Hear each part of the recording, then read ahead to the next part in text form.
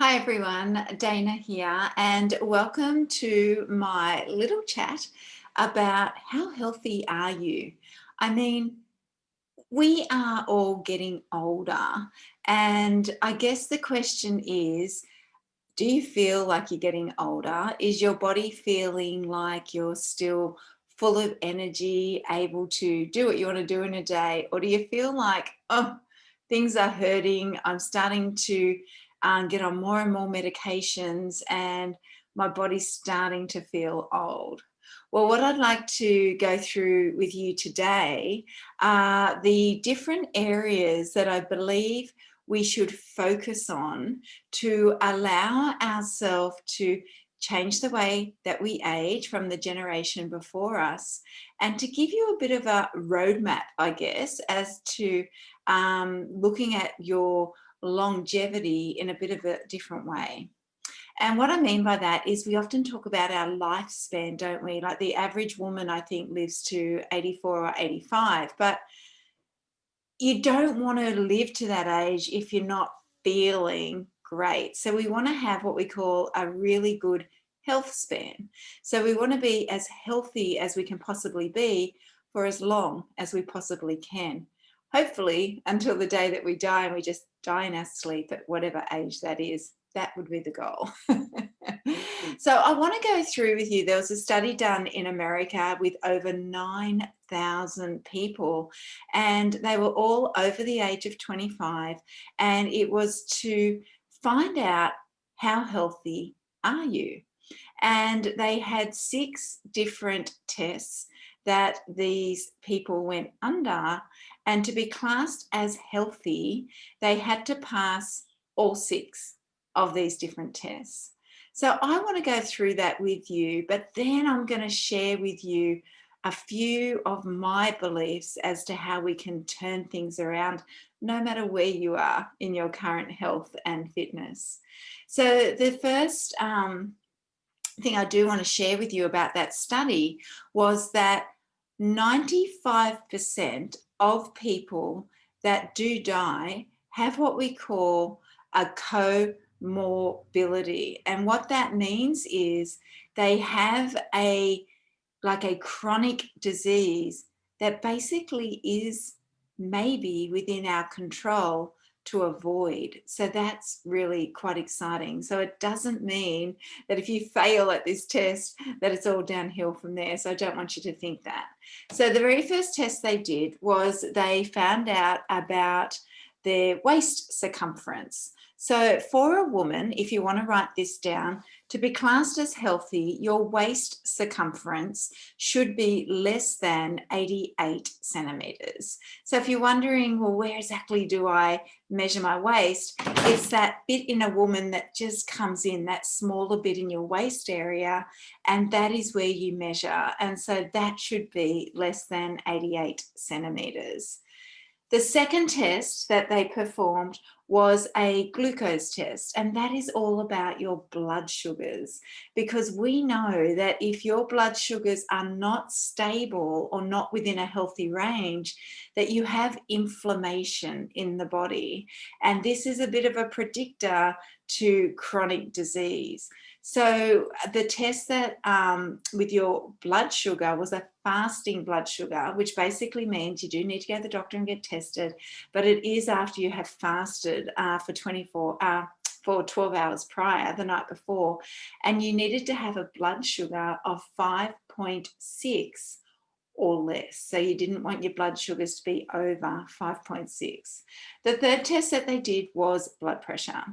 And with the blood pressure test, they took 3 blood pressure tests. The first one, they eliminated. The second and third one, they did an average. And they made sure that the patients were rested for 30 minutes prior to doing their blood pressure measurement. So if you wanted to do that at home, you'd be more than welcome to if you've got your own blood pressure kit. And your blood pressure should be around 120 over 80. So it really is 120 to 140 and over 70 to 90. So if you're anywhere it should be 110 to 140 over 70 to 90. So if you're anywhere in that area, you would be passed as a healthy blood pressure. The next test that they did was a cholesterol test. And so they wanted to make sure that their HDL cholesterol was more than 1.3, and that was the HDL cholesterol. And last but not least, they did a medication. So if you were taking a prescriptive medication, a prescribed medication, unfortunately, that was a bit of a fail. So that meant that you weren't classed as healthy. So if you can tick all those different boxes, you're classed as healthy. Congratulations. But if you are aging like me, you may want to know some areas that you should maybe be concentrating on to reduce the signs of aging. And a word that's going around out there these days is a word called inflammation. And I don't know if you've heard people talking about that, but they're really starting to recognize that inflammation in the body is a real indicator as to the body aging fast. And it's actually a term that they've been coming out called inflammaging. So rather than inflammation, it's aging. And it's basically saying inflamed body, aging. That's what's basically going on.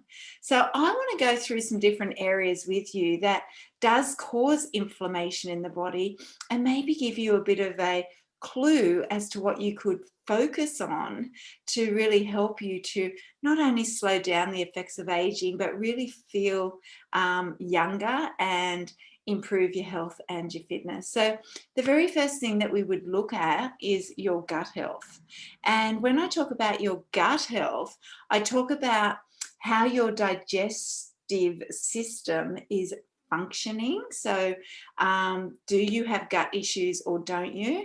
And also the diversity of your gut. So how healthy is your gut? So that would be the number one thing that we would look at in regard to inflammation in the body. The second thing that we would look at would be your immune system.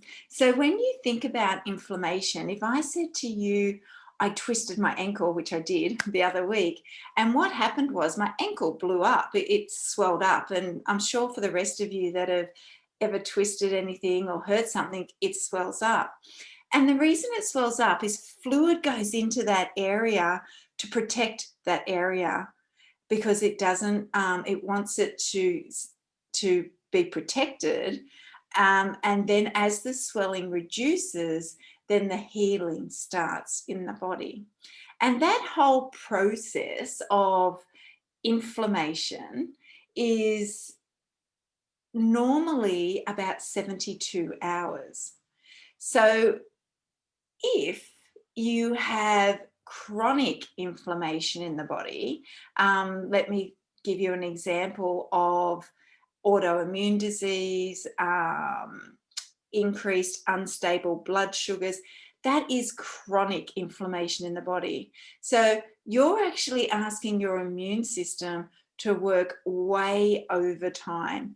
And that not only puts you at risk of disease, but also lowers your immune system and puts you at risk of everything that is going around town, basically, because your immune system has been lowered. So we want to protect and look after our immune system by reducing inflammation in our body. The next thing that we would look at is your mitochondria. Now you might go, what is my mitochondria? But they're like little powerhouse cells in your body, and they basically are what give you your energy every day. And mitochondria, if you are getting older and you go, oh, I just don't have the energy that I once had, it may be that your power cells are not functioning properly anymore. And this can happen for quite a few reasons in regard to aging. Some of those reasons being toxins, not having the correct nutrients in your body, micronutrients, like you may be lacking things in your body like magnesium, which really help these power cells to work and give you energy. So if they're no longer functioning optimally, you would be feeling really reduced in energy, and it would create more inflammation in the body. The next thing that we look at are your hormones. Are your hormones talking to each other in a really super duper healthy way, or are your hormones not talking to each other? They're not besties. Well, you'll know, because if your hormones are not besties, you'll find that you've got stuff like fatigue, weight gain, you could have skin conditions, mood swings. We know, don't we, especially as women, that if our hormones aren't in sync, that it can create havoc in the body. So that would be another area that we need to look at to be able to bring our hormones into harmony. The next thing that we would look at is our lymphatic system. Is your lymph system working well? And you know, your lymph system actually gets rid of fluid out of the body, and it's like your sewage system in your body. It sort of gets rid of the fluid, and it gets everything recirculated through and in a healthy way. So that would be something to look at as well. Your lymphatic drainage, is it working optimally? And the next thing is your structural system. Like in your body, how is your bones going? How are your tendons and ligaments and joints going? And how are your muscle mass going? And, you know, these are all different areas that we need to address as we get older, because they can be quite aging, can't they? We know that if you don't look after your lean muscle mass, not only do you get weaker, but you do slow down your metabolism, and you will also speed up aging. We know that to be a fact. The more lean muscle mass that you lose, and especially what we call type 2 muscle fiber, the slower you will be, the less strong you will be, and aging posturally, pelvic floor, everything is all linked to your lean muscle mass. And then you've got your things like your ligaments and your joints and your tendons. And if they're tight and they're not being released, well, then you've got rigidity in the body. So you feel stiff and you don't have that mobility that young people have that allow you to just move in all directions. So that obviously increases your risk of not only falling, but also your risk of just injury through the body, because you're basically a stiffy.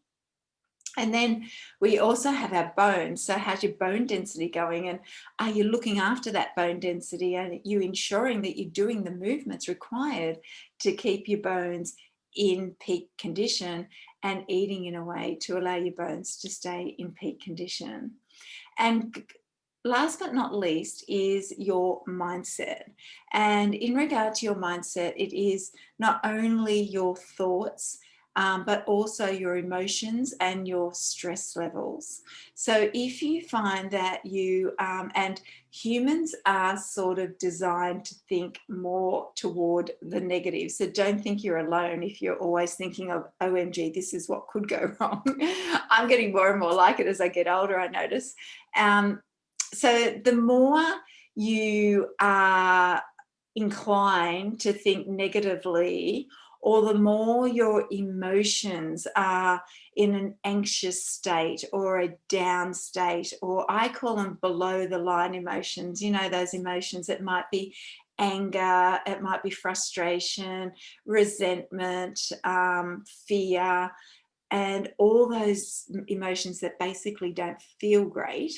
Or if you are challenged with very stressful life, this can accelerate aging like there's no tomorrow.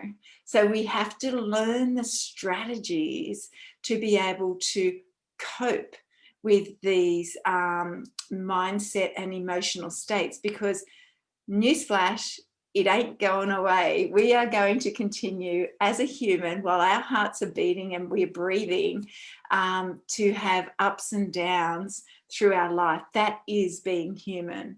Because I heard once a story and it said, if life was perfect and you never had ups and downs, life probably wouldn't be as special, because sometimes it's the coming out of the down times, and as you come up and you thrive and you bloom, that you look back and you think, wow, how far have I come? And you appreciate the good times because you're no longer down in those bad times. I just wish we didn't have to go through them to get to that feeling. But, they sort of say, if you don't feel the bad, you can't know the good. So, it's yin and yang, isn't it? So it's not going away, but it is learning those strategies. So I'm just going to share with you that they are the areas that create inflammation in the body. So let me just go over them again. Your gut health, your immune system, your mitochondria, elimination. Did I actually say elimination? I don't think I did. So elimination is, how is your body detoxification or detoxing? Are you eliminating waste in your body? Well, that comes down to your liver and your digestive process. So they are those two areas there. So the hormones, your lymph system, your structural system, and your mindset. So they are, ladies, the areas that I believe if we focus on, we can seriously flick the way that we age. But you're probably going, well, great, but how do I do all that? So the areas that I recommend that you look at is nutrients to start with. What are you eating to support a healthy aging body? Ladies, I always say, when you're young, you get away with it. And you do get away with it, don't you? When you're older, our bodies are just breaking down. Like, I actually listened yesterday to a doctor, and he was talking about toxins, and he was saying, as we get older, our lung capacity naturally just reduces. So our capacity to oxygen uptake just reduces with age. And he was saying that if you have quite a few toxins in your body, be it from the environment, the foods that you eat, it could be from the products that you're using, putting on your skin, all that sort of stuff, that it actually reduces your lung capacity. And it just blows my mind how it's so important to think about, as we get older, what we're doing to our body. So I always say our body is our home, and we only have one home to live in, and we need to look after our home. Yeah. So number one would be nutrients. What sort of nutrients are you putting in your body? When you eat, are you supporting your health and fitness or your body, or are you lighting a bit of a fire in there in regard to inflammation? So looking at those different foods that you eat, not only from what we call a macronutrient, but also a micro. So macro is your carbohydrates, your fats, and your proteins, and your micro is your vitamins and your minerals. So looking at both of those to support you. The next bit that I would look at is exercise, because I'm the exercise queen. And girls, I don't just look at exercise as go hard or go home. I look at exercise as, are you supporting your lean muscle mass? Are you supporting your posture? Are you supporting your ligaments, your tendons, your joints? Are you supporting your cardiovascular system, your aerobic system, your heart health? And I look at all these different areas in exercise, your pelvic floor, your bone density, and it all comes down into exercise. So I truly believe that as you get older, don't just do any sort of exercise. I've known women come to me that have gone to a certain type of group exercise, and I won't mention the brand, but it's really hardcore. And they come into me and they're stiff, they're injured, and I'm like, you've been to? And they go, yeah, I have. And it's just, I know, because they've lost their mobility, and they've become tight, and they've become posturally incorrect, and they've become injured. So as we get older, exercise becomes a bit of a design, really, and it needs to really support you in your age, not be detrimental to you. And so that is another piece that you need to look at. Another piece that you might like is sleep. So what sleep does is, I say, it's rest and restore. So sleep is when all the magic happens. So when you do your exercise of a day, the magic doesn't happen when you're doing your exercise. The magic happens when you're asleep, when the repair of the muscles happen and the repair of your body. So sleep is absolutely vital to allowing your body to restore, which is what we're wanting as we're aging, to help us to not only look young, but to feel young. So really getting into a really good sleep habit. Now, interestingly, research does suggest that we need to, as women, get our best results around 7 hours sleep. So there was a study done, and those that had 9 hours sleep a night actually weren't as good off, all the women that only had 6 hours sleep, as those women that had 7 hours. So they found that 7 hours was sort of the magic figure to get the rest and the restorative things going on in your body to give you those best results. So around 7 hours of good quality sleep. The next thing that I would look at would be your breath. So are you breathing in a way to allow oxygen to get through your body? So, you know, watch a baby sleep, and their tummy rises and falls, and because they actually breathe correctly. But as we get older, we often don't ever breathe back into our tummies unless we're really concentrating and asked to do so. So getting back into some deep breathing, and even if it's just a couple of minutes a day, not only will it reduce your stress levels and allow you to go into what I call the parasympathetic nervous system, but it will also just flood your body with oxygen and really help you to once again restore and allow your body to heal. The next thing that I would look at is decreasing. So we've increased the nutrients, the exercise, the sleep, and the breath, and then I would go into decreasing. So I would look at decreasing toxins. And toxins, ladies, come in many forms, don't they? So toxins can be in the food that you eat, and that's often in packaged food, isn't it? Numbers, preservatives, additives, and it can be quite toxic to your body. But then there's other toxins as well that your body might not just be working well with, and that can come in the form of gluten, or maybe dairy, or maybe non-organic red meat. So, you know, there's lots of toxins that can come in these different foods as well that can create havoc in your body. But then we put food aside, and then we start looking at other toxins, things like plastics. So when you heat plastics, it actually gives an external estrogen type of hormone actually creates. And when you start eating from that plastic container that you've maybe heated in the microwave, you're actually getting those excess hormones into your body. Now, those excess hormones can create havoc. And we know that that's one of the areas that we want to try and bring into harmony. So I always recommend that you don't cook in plastic. Always use either glass or stainless steel. And then you've got toxins that come in your beauty products. And, you know, things like your shampoo and your conditioner and your face products and your makeup and all that sort of stuff. So I was listening to a report yesterday, and it was saying that the average woman uses about 12 products a day. And I was trying to tick through that. I was going like shampoo, conditioner, soap, face cream, body cream, toothpaste.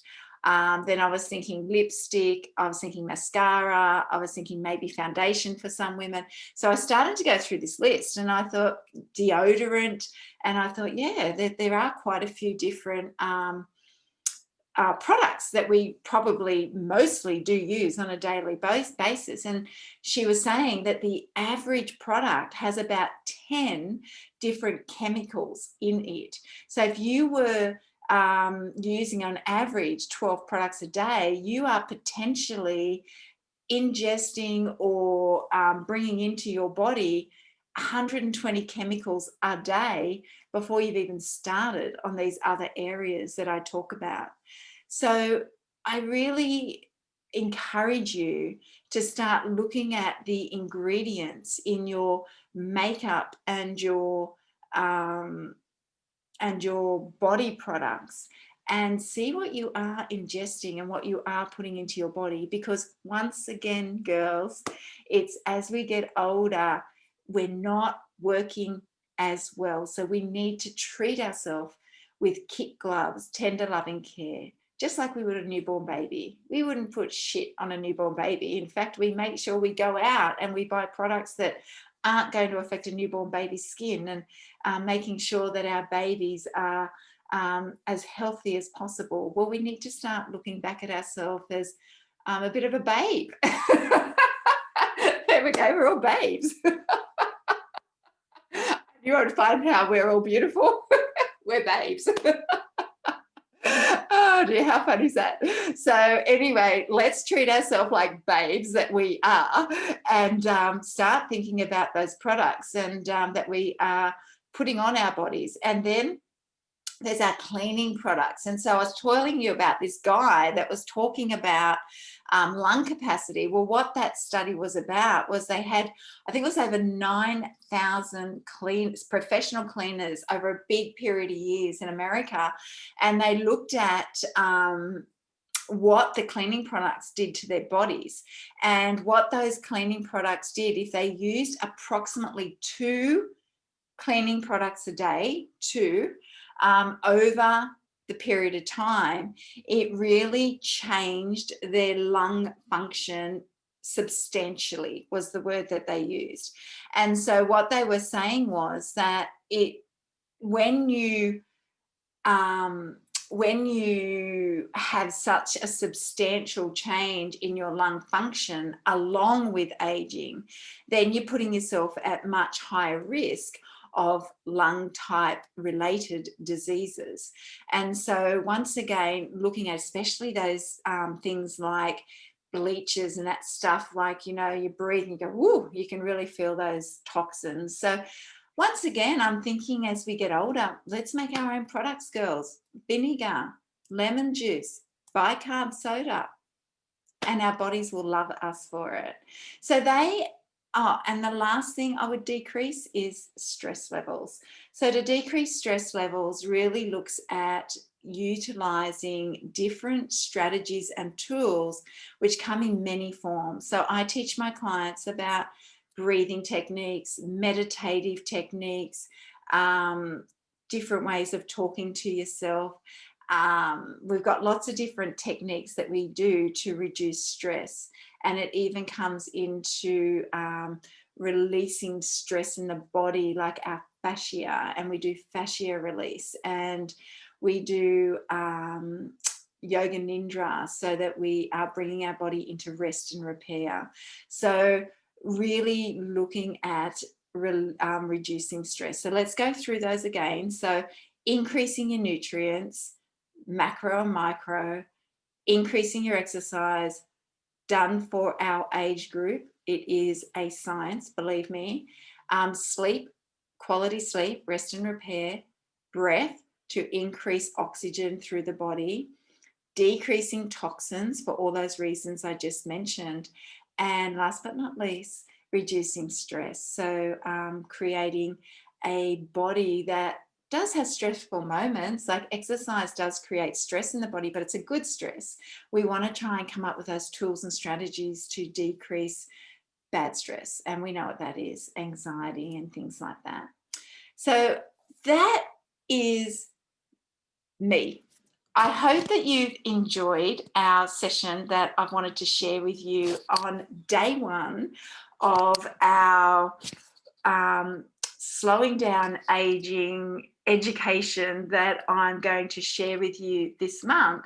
And if you have enjoyed it, what I would really be grateful for is if you share this on your page and allow others to be able to get this education and inspiration to change the way we age. Because, girls, I'm all about us learning and discovering how to change age differently to the way our mums aged. They didn't have access to all this information, did they? They had to go to a library, and often the library didn't have this sort of information. We have the computer at our fingertips and the research and the science, and we're just so blessed. And so we have an amazing opportunity, and I just love doing the research. So this is why I'm sharing it with you. Just remember that I do have transformational programs to really assist you and put all of this into practice. The next one that we're doing is the 12-week lean body system, and that one does start in the next month, 8th of February, and you will be able to lose 10 kilos in 12 weeks, and you'll be getting all the education around how to be able to lose weight, speed up your metabolism, and not diet after the age of 40. And girls, this is sustainable. So what this means is you're getting the education for the rest of your life so that you can sustain this and without dieting, because diets do not work. Remembering that I also do an age less program, and that program is really encompassing more about let's look and feel 10 years younger. Let's really work on our stress levels. Let's work on our all those different areas that I just spoke about, and find out what does and does not work for your body, being a scientist in your own little body. All right, guys, so thank you for listening with me today. I sincerely appreciate you giving me your time. I know how precious it is. I would love comments if you enjoyed today. And once again, I would just love if you share it out. So we share the love. All right, everyone, have a wonderful day, and I'll talk to you next time. Take care.